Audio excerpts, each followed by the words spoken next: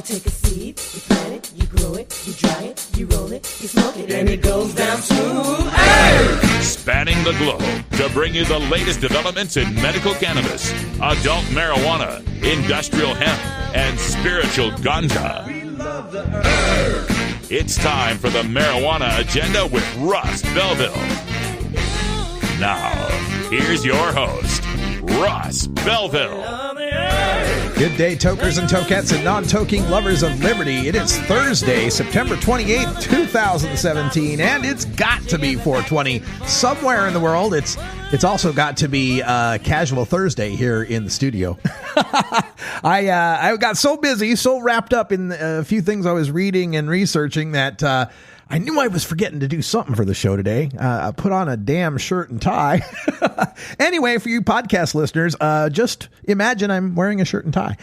On today's show, we've got a very, very special edition of the Cannabis Community Chat with my good friend, the founder of NORML, Keith Stroup, joining us on the program today to offer his recollection on the passing of Hugh Hefner, the founder of Playboy magazine and the Playboy empire, who was a primary donor and funder to NORML throughout the 70s. And Keith relives a few of his tales, flying on the Playboy jet, going to the Playboy clubs, Playboy mansion, and of course the legacy of the man known as Hugh Hefner, who passed away yesterday at the age of 91. So stay tuned. That's coming up in the middle of the show. A great extended interview with Keith Stroup, the founder of NORML, from his home in Virginia.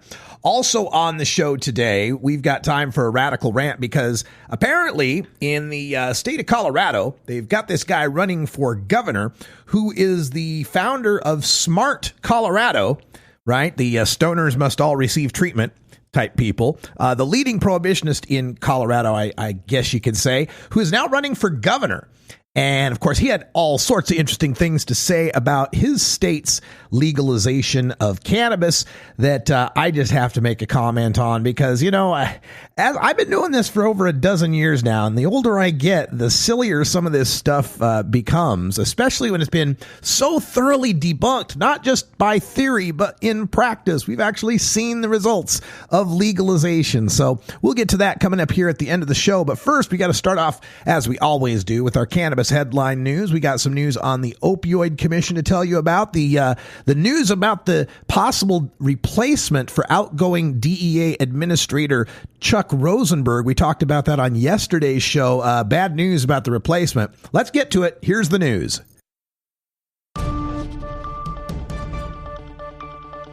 This is your Cannabis Headline News. Brought to you by MarijuanaMoment.net, the complete source for all your marijuana news in one morning newsletter from Marijuana Majority Founder Tom Angel. Subscribe today for free at MarijuanaMoment.net. This is your Cannabis Headline News for Thursday, September 28th, 2017. I'm Russ Belville. Marijuana Moment notes that the President's Commission on Combating Drug Addiction and the Opioid Crisis held a meeting on, quote, innovative pain management and prevention measures for diversion, end quote, but did not mention marijuana, even though the majority of public comments the body received were about it. Recent studies and surveys have found that there is less opiate prescribing, less opiate use, less opiate addiction, fewer opiate-related car crashes, and fewer opiate overdose deaths in states with legal access to marijuana. In July, the commission revealed they had received more than 8,000 public comments, but Mass Roots reported that marijuana advocacy groups NORML and Marijuana Majority together generated at least 8,200 public comments regarding cannabis as an alternative to opioids. The chairman of the commission, New Jersey Governor Chris Christie, also extended the deadline for the commission's presentation of findings to the president by 1 month to November 1st. President Donald Trump's likely pick to head the Drug Enforcement Administration once championed racial profiling as a helpful policing tactic, says a report in Newsweek. Fuentes also accused civil rights activists of being professional race baiters who scapegoated cops. In 2000, Joseph Fuentes, then an officer with the New Jersey State Police, made the comments in a lengthy research paper that defended suspect profiling in the context of controversial law enforcement tactics in the state, including one featuring a Newark hotel desk clerks who were trained to report guests who were suspicious because they spoke Spanish or had dreadlocks. Fuentes' paper also defended a state police superintendent who had been fired a year earlier for telling the New Jersey Star-Ledger that some crimes were more routinely committed by certain racial and ethnic groups. During the 2003 confirmation for his appointment to head the New Jersey State Police, Fuentes ended up disavowing the comments, saying the views he expressed only 3 years earlier had evolved. Drive-through pot sales, internet marijuana shopping, and home weed delivery have all been cut from the draft regulations for legalized cannabis in the state of Maine. Following a contentious 5-hour public hearing Wednesday, lawmakers made significant changes to the regulations, including increasing the residency requirement for marijuana business licensees from 6 months to 2 years, allowing medical and recreational licensed growers to commingle grows and production, and prohibiting nonprofit dispensaries from converting to for-profit entities. A plan to allow a one-time transfer of plants from the medical market to hasten recreational sales was rejected. Lawmakers also granted municipalities the authority to expand personal home grow limits from 12 plants to 18 and to reduce the buffer between schools and dispensaries from 1,000 feet to 500 feet. The issue of taxation, which lawmakers want to double from the voter-approved initiative's 10% to 20%, will be discussed in today's meeting. WLNS-TV reports that a bill to regulate medical marijuana advertising is moving its way through the Michigan State Senate. Senator Rick Jones wrote the legislation that would effectively ban advertising on billboards for medical marijuana dispensaries, and businesses that facilitate access to medical marijuana. It was approved today by the Senate Judiciary Committee.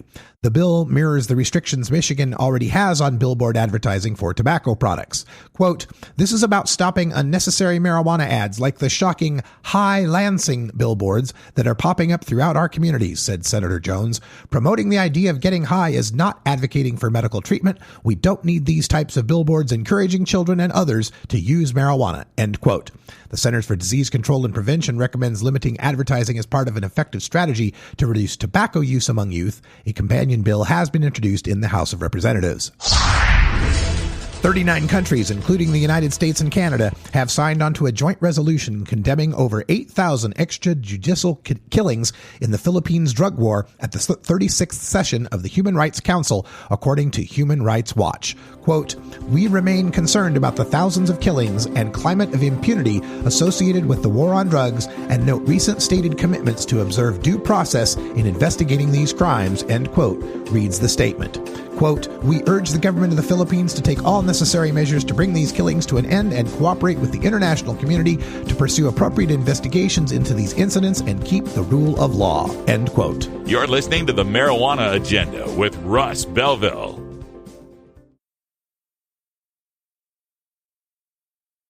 Looking for the 420 friendliest way to visit beautiful legal Potland, Oregon? I'm Lori Duckworth, inviting you to come stay with us at Delta 9 House and Studios. You get your own private room with queen bed and access to our high-speed Wi-Fi, premium entertainment system, and more. We'll even cook you breakfast. Look us up on Facebook at Delta 9 House. That's facebook.com/Delta9House. Delta 9 House is booked through Airbnb.com. City of Portland permit number 17-159855. You're listening to the Marijuana Agenda with Russ Belville.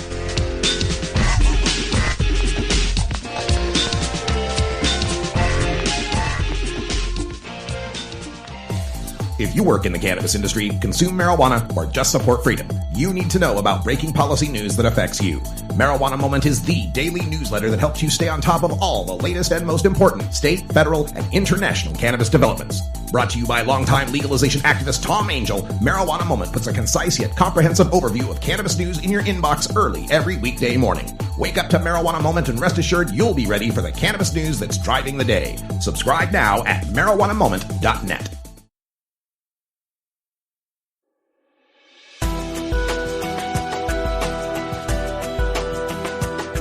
The cannabis community is a diverse set of people from all walks of life. Conservative and liberal, black and white, straight and gay, rich and poor, and everyone in between. Learn more about the people we are freeing from adult cannabis prohibition in our Cannabis Community Chat.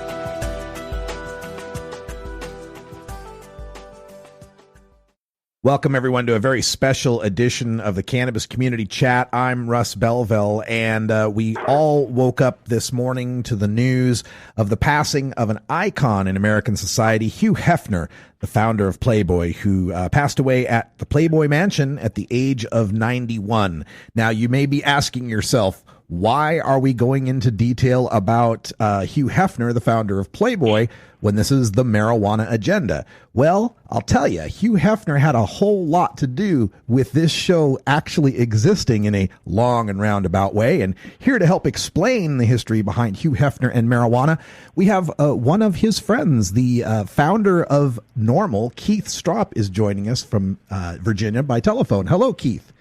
Hello, Russ. Nice to be with you. So glad to have you here, although I wish it was under better conditions. You were interviewed in Playboy magazine, and even before that, Playboy had a whole lot to do with the founding of NORML. Give our listeners a little look back into the early 1970s and how Hugh Hefner helped you get to where you are. Yes, indeed. When I had first founded NORML, and I had consulted with a few people here in Washington, including former Attorney General Ramsey Clark and a couple of others, I had not yet found any funding for the project. We had filed the papers, and NORML was in existence, but we didn't have any budget, so we didn't have, we weren't able to do much, and I was spending most of my time looking around for money.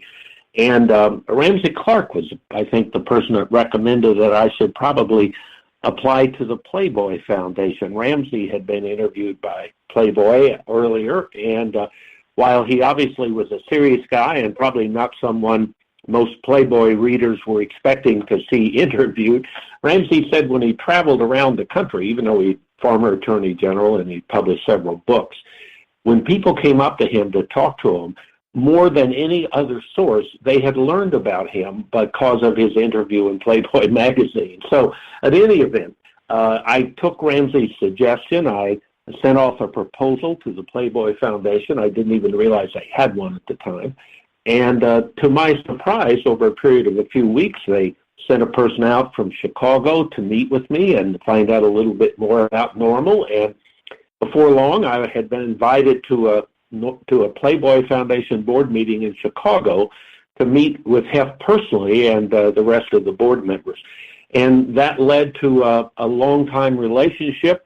They ended up giving us a small grant. The first one was $5,000, I think, but very quickly they gave us another $5,000. And then very quickly we got on a trend where they were giving us roughly about $100,000 a year, which was a lot back in 72 and 73.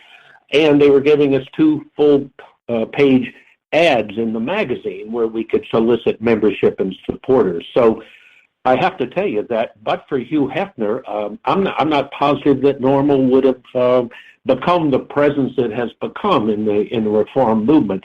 We might have never made it to the point where legalization was a political option. But because of Hef's support, we were the primary organization working for legalization all during the 1970s. Now, later in the 80s and 90s, and subsequently, it was High Times Magazine that was our primary financial supporter. But in the 70s, it was primarily Playboy. So moving past the 1970s and even the support for NORML and the advertising within the magazine, Hefner did present what he called his Playboy philosophy. And while it did mostly center on the sexual revolution that was occurring at the time, he was also a trailblazer with respect to civil rights, not just the right to consume cannabis or other drugs, but also the actual civil rights movement with respect to the segregation that was happening and being cured or being relieved during those times. Let's talk a little bit about that and how Playboy magazine helped to support philosophically what NORML was up to beyond the 1970s. Well, there's no doubt about it. Anyone who has met or spent any time with Hefner learns pretty quickly that despite the fact that the magazine is known for its nude centerfolds and stuff, he's a very serious-minded guy, and he cared very much about public policy.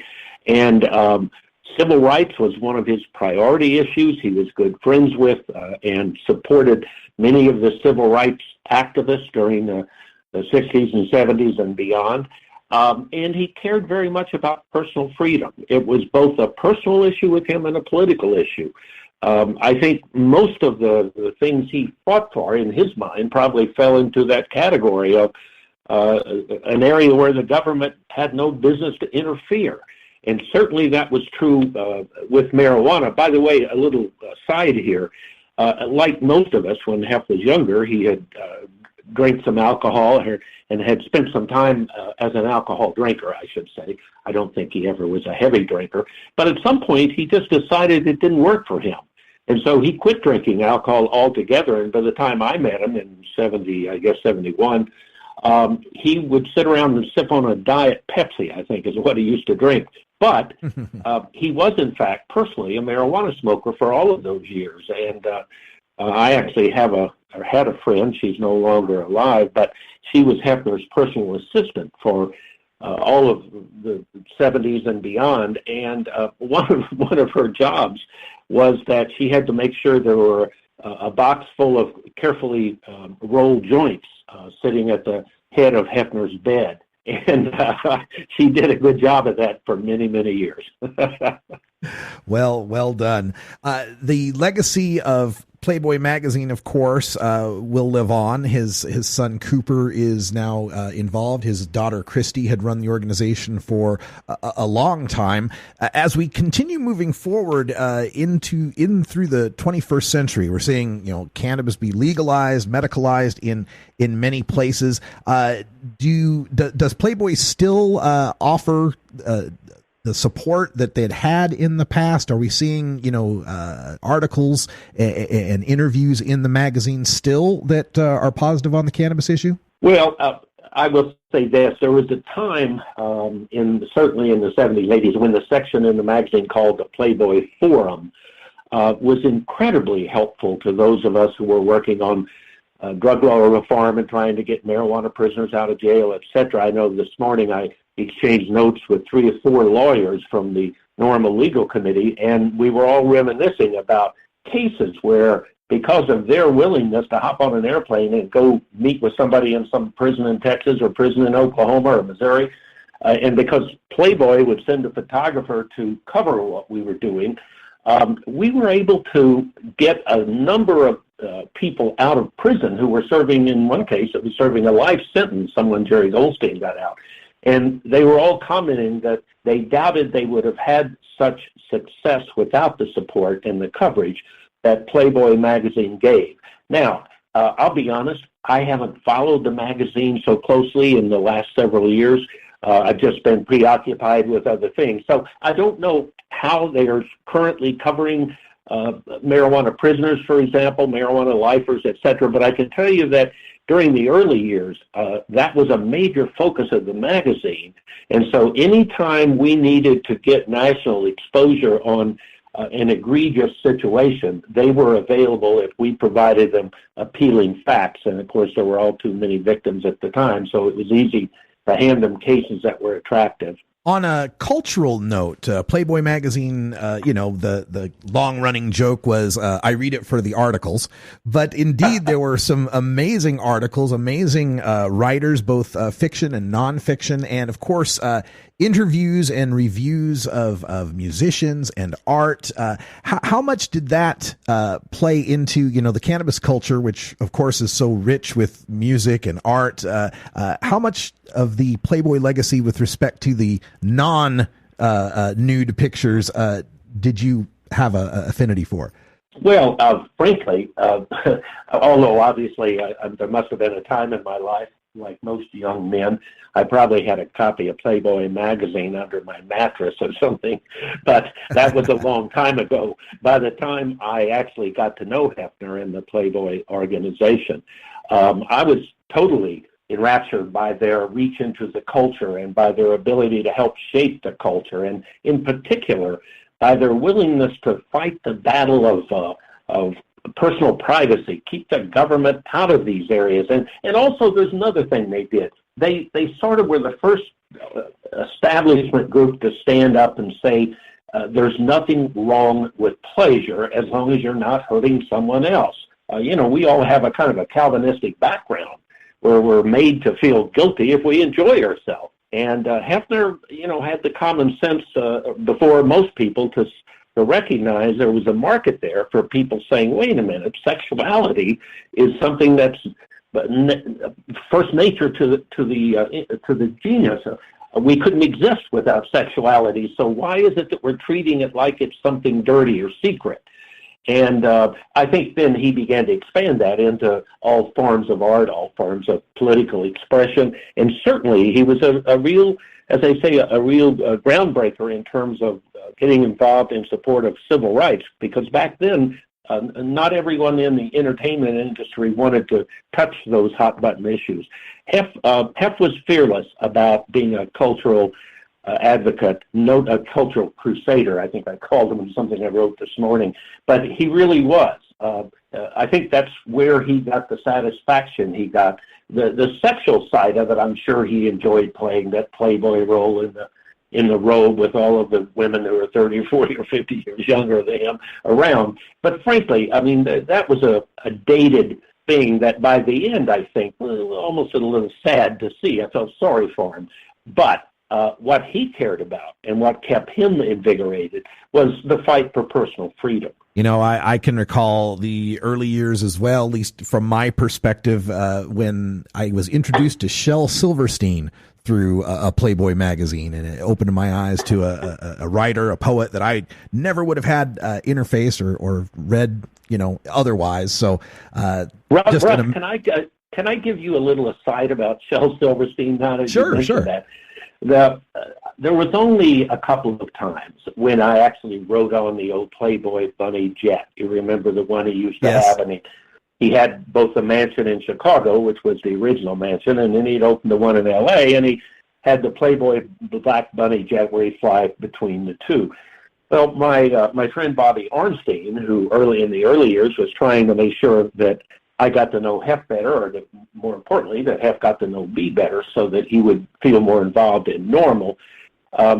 She called me up one time and said, why don't you come out to Chicago? And she gave me a couple of days later, and let's fly out to L.A. together. And I said, that sounds great. And as I got closer, I got back in touch to find out more about it. It turns out she had managed to take me on the flight with Shel Silverstein, Warren Beatty, and Hugh Hefner. Wow. Now, when I got on the plane, I was intimidated. I'm a young public interest lawyer from Washington, D.C. I had nothing in common with these people. And sure enough, almost as if on cue, once the plane took off, they started talking about their sexual conquests and all the women they had slept with. And I had nothing to add to that conversation, And so I felt strange being in that environment, but Hef was nice. I mean, he would occasionally bring the conversation back to normal, so I had something to add to the conversation. But like you, I would have never known who Shel Silverstein was, or let alone have a chance to meet him, but for the fact of the Playboy reach. They really involved lots and lots of fabulous people during those years. Did you have any I'm just going to add, as you know, Russ, we had a couple of Playboy mansion parties to benefit NORML in the late 70s. So, in addition to his being a financial supporter through the Playboy Foundation, he also allowed us to use his house in L.A. on more than one occasion. One occasion I remember in particular, Hunter Thompson was out there with us, and he wrecked his rent-a-car on the way to the mansion, so we had to go pick him up out and get him to the Playboy mansion. But no, there were some. We actually, I really always enjoyed spending time with Hef because he was a gentle, thoughtful man. Wonderful.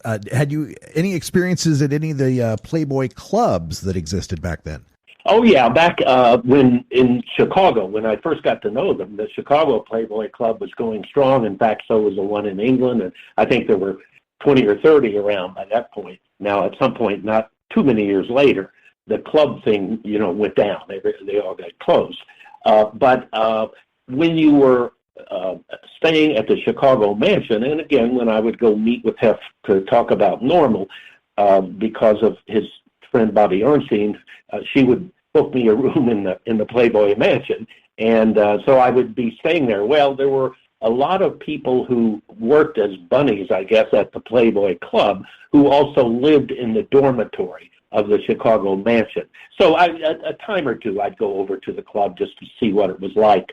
But again, I was really out of my element when I was in that situation. I realized that was not my strong suit. It's like playing pickup basketball with the Golden State Warriors. Yeah, that's exactly right. I knew I was only going to make a fool of myself, so that maybe I just keep quiet. Wow. Well, I want to thank you so much for joining us and giving us your personal recollections of the late Hugh Hefner. And it sounds weird to have to say that. It's one of those people you never thought you'd see pass away. Yeah, that's true. He's such an iconic figure that I think none of us ever really thought about the fact that one of these days he's no longer going to be with us. I guess the fact that he lived to be 91 speaks pretty well for a man with his lifestyle. I would say so. Keith Stroup, the founder of NORML and my friend, thank you so much for joining us on the Marijuana Agenda, and I hope you have yourself a wonderful day. Thanks, Russ. This episode was produced as part of the Marijuana Agenda with Russ Belville, the daily news and interview podcast covering the world of medical cannabis, adult marijuana, industrial hemp, and spiritual ganja. MJAgenda.com.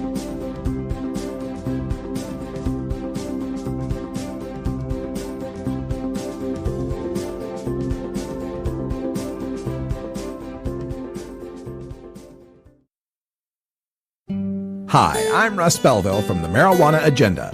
If you're a cannabis brand looking to build trust and awareness within the community, consider becoming a sponsor of this program. Your message will be seen and heard by the most dedicated followers of marijuana policy reform, who are loyal and supportive of those brands that give back to the community. Just log on to mjagenda.com and click the Become a Patron button to learn how your brand can also be featured in my live nationwide appearances. Thank you for your support.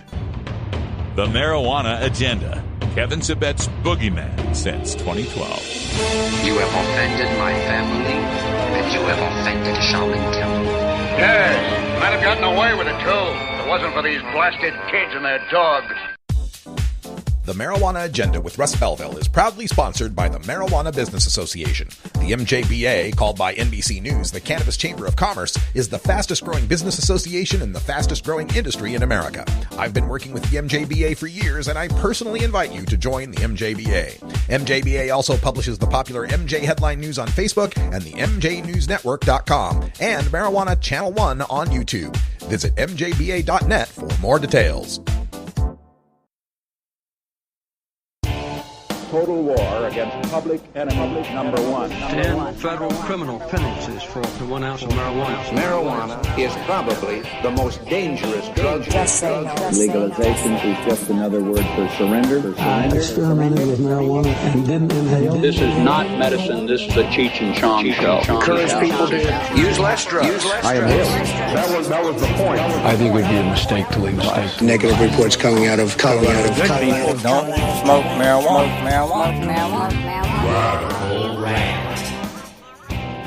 Today we take a look at the state of Colorado, where the nephew of Mitt Romney, yes, the former GOP candidate Mitt Romney, who these days sounds like would be an awesome president in comparison. The nephew of Mitt Romney is a guy named Doug Robinson, and he is running for governor of Colorado. And he's lived in Colorado, a long-time resident there. He's a successful businessman in the state. And he's concerned, he says, about the direction Colorado's been heading. He said, quote, this is in the Fort Morgan Times, quote, "Frankly, while Colorado is doing okay, there are a number of challenges that I see, and I am concerned about the direction of our state. I don't see us drifting to a better place. I think we need strong leadership to guide us there."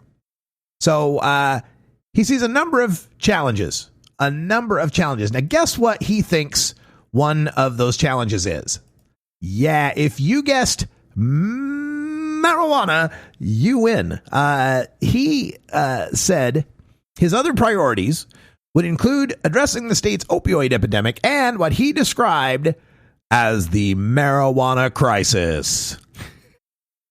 Quote, We've got to educate our kids. I think our kids have the belief that since this is legal, it must be okay. And then the potency of the products is extremely different than what it was in the 60s and 70s. There needs to be a greater education. And we need examples and leaders that can step up and say, your brain is too important to put marijuana in, and you have a future. End quote. Now, it would help to know also that this guy, Doug Robinson, is the founder of Smart Colorado. Stoners must all receive treatment. Smart Colorado, an organization dedicated to protecting youth from marijuana through education and lobbying efforts, right? Okay, so education and lobbying, because we got this crisis, this marijuana crisis, and the potency is extremely different than the 60s and 70s. And I just got to ask, Mr. Robinson, in your neighborhood, how the hell is this even relevant? This 60s and 70s weed issue? This is the old, not your father's Woodstock weed, right? Oh, it's not your father's Woodstock weed. If you baby boomer parents, they grew up in the 60s and 70s and they smoked some grass in their college days and they had a good time and nothing bad happened to them, but they got to watch out today because today's weed is not your father's Woodstock weed. It's the super potent, sticky, icky, credidionic, chrysonic, chronic. Thank you, Ingiobilum, for that one. Yeah, this is a talking point that was old when I got into marijuana activism 12 years ago. It was already an old talking point back then. Unless you're like Tony Randall and you're having kids in your 70s, what the hell does the potency of marijuana in the 60s and 70s have to do with anything today with regard to kids? How does this timeline even work? I mean, look, if you were smoking that swag back in the summer of love in the 60s and the 70s, right? Then, and say you were in your 20s then, right? You were maybe even late teens, early 20s then. Well, let's see, do the math. You're like past retirement age now, right? Like you're a grandparent. Now, unless your grandkids are getting their weed education from grandma and grandpa, what difference does the weak 70s weed they smoked make in their perceptions of marijuana? Their perceptions of marijuana would come from their exposure that their parents had, right? Right? Well, that's my age. I'm 49 years old, right? The parents of today were smoking weed in the 90s, late 80s, 90s, maybe the early 2000s. And we have quotes from the prohibitionists then who were saying, today's weed is not your father's Woodstock weed. So today's parents that the kids would be getting their info from already heard that today's weed is so much stronger than back when the kids were smoking it. So who is it that the kids are supposedly getting this idea that weed is harmless? And by the way, the statistics show the federal surveys, the Colorado state surveys, the Washington state surveys, the Oregon state surveys, they're all consistently showing either no difference in the teen use rates or statistically imperceptible differences, right? At the top teen level, like the 12th grade level, right? 12th grade level, about as many kids are smoking pot as always smoke pot. 10th and 8th grade levels, it's going down slightly, not statistically significant, but going down a little bit. But what's significant is not going up like they feared, right? This idea that it's not your father's Woodstock weed and you have this perception that it's so innocuous isn't translating to kids using it more. It is translating to kids thinking it's not as harmful. They do have actually a kernel of truth in there. And that is that the kids today don't think marijuana is the deadly, dangerous demon reefer that they used to. The perception of risk, the kids assign, like, do you think someone who smokes marijuana every now and then or smokes marijuana every week, do you think that's risky, a health risk, right? They ask these kids this survey every year. That number's been going down.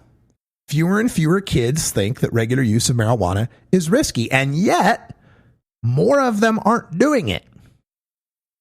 So why is it they think it's less risky? Well, Because guys like Doug Robinson running for governor in Colorado was one of these guys with Smart Colorado, these people that say, oh, the reefer is so awful.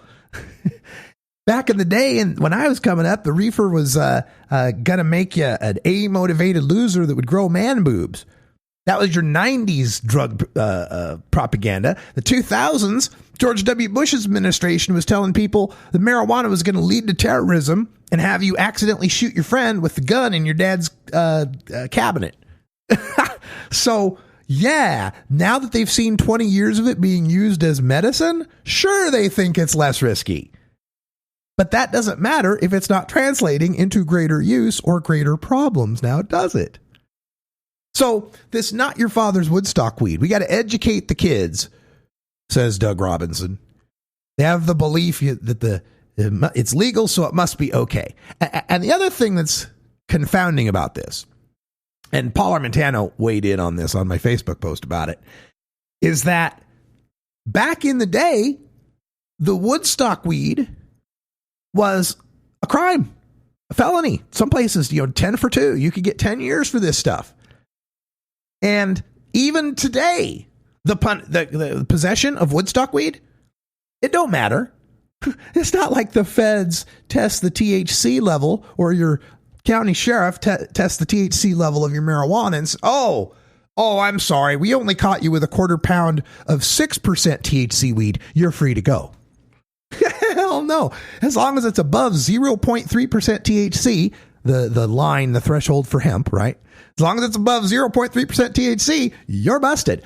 This, of course, is the iron law of prohibition in effect, where people recognize that, hey, if I have a quarter pound of 10% THC weed, I get the same sentence as if I have a quarter pound of 25% THC weed. So let's all breed our marijuana, or breed our cannabis to be more and more potent in the THC side. Anyway, that's a little bit of a tangent. This Doug Robinson wants to say this Woodstock weed. Well, the possession of the Woodstock weed's a crime. And back in the day, even back in the 60s and 70s, when it was just Woodstock weed, they were saying it's the gateway drug. It's going to be amotivational syndrome. It's going to screw with your fertility. It's going to screw with women's estrogen production and all sorts of scares that they'd put out. So was that bullshit back then? Because the weed then was just the Woodstock weed, or is that no big deal back then? If it was, then why were the people back then so scared about it? And if they were so scared and lying about it back then, why should we believe them now? Right? The not your Woodstock weed argument pretty much backs them into a corner. You were lying then, or you're lying now. I think they've been lying both. I don't think it's an or. I think it's an and. They've just been lying because they got nothing. You got nothing on marijuana being deadly dangerous and deserving of Schedule 1. It doesn't even deserve to be in a schedule. It's a friggin' plant. It's a plant. You can't regulate a plant. You can regulate the production of it, how much can be produced. But this is life, man. Didn't you see Jurassic Park? Life will find a way. That's all the time we got for today. Thanks for joining us. Back tomorrow, and until next time, take care of each other, tokers. Follow MJ Agenda on Facebook, Pinterest, Instagram, YouTube, and follow MJ Agenda Show on Twitter. Learn more at mjagenda.com. You take a seed, you plant it, you grow it, you dry it, you roll it, you smoke it. You take a seed, you plant it, you grow it, you dry it, you roll it, you smoke it. You take a seed, you plant it, you grow it, you dry it, you roll it, you smoke it, and it goes down.